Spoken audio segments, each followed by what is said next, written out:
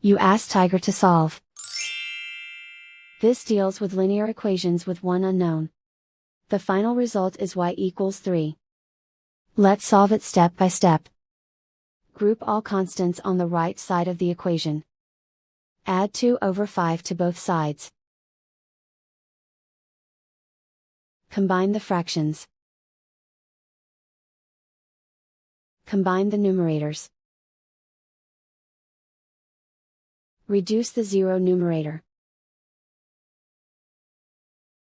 Simplify the arithmetic.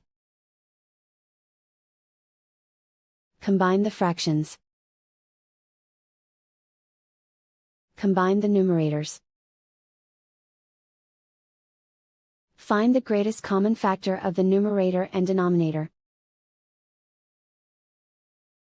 Factor out and cancel the greatest common factor.